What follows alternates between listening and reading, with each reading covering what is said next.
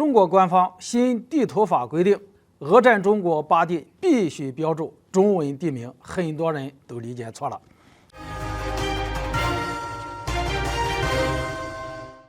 大家好，我是肖印华。中国新发布了公开地图内容表示规范，规定俄占我国8地必须标注中文地名，如何正确来解读呢？最近，中国自然资源部印发了一份公开地图内容表示规范，关注到其中有一条内容引起了国内的热议。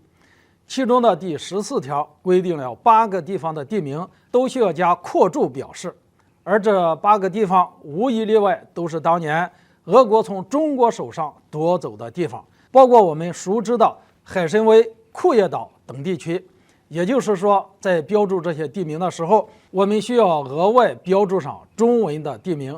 仅仅只采用俄罗斯人的叫法是不规范的。我看到有些媒体借用俄乌冲突这个特殊时间段发文表示，中国官方在这个时间节点发布这么一项新的规定，是不是趁着俄罗斯深陷泥潭，向俄罗斯表达咱们过去领土的一些诉求呢？这些观点还赢得了不少网友的叫好。毕竟远东地区的领土问题确实是中华民族的一道伤痕，只不过这些媒体中有一部分我觉得是利用信息差，有意调动民族情绪。为什么这么说呢？因为今年出台的公开地图内容表示规范，是早在2003年国家测绘局印发的公开地图内容表示若干规定为蓝本所指导的。早在2003年的规定中，我们官方就已经做了明确说明，这8个地方要采用中文地名标注，所以与俄罗斯冲突并没有什么关联，更不存在我们趁着俄乌冲突之际向俄罗斯提出领土的诉求。实际上，中俄双方早在2001年7月16号签署了睦邻友好合作条约，条约明确规定两国相互没有领土要求。所以，对于这一次官方新地图法规定将8个俄占地名的中文用法继续沿用一事，很多人都理解错了。我们知道，这些地方曾经属于中国，如今被划给了俄罗斯，其中存在着一段屈辱的历史。近代时期尚处在清政府时期的中国，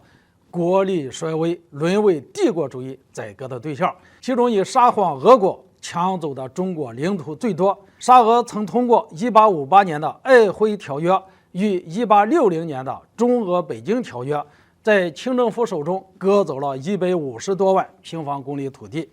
这个历史背景，无论是今后国际关系如何改变，都不会有所变化的。另外，还有一段历史背景，在上世纪50年代后期，中苏关系交恶，甚至在1969年爆发了珍宝岛战役，我们的边防军也打退了侵犯中国领土的苏联士兵。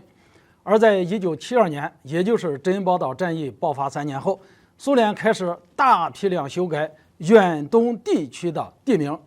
从而试图彻底抹除掉那里曾是中国领土且有中国人生存过的印记，其中就包括把海参崴改成俄语的乌拉基瓦斯多克，把库页岛改成萨哈林岛。那么对于我们来说，对于沙俄时期的不平等条约以及苏联时期恶意抹掉中国符号的做法，都必须持批判态度，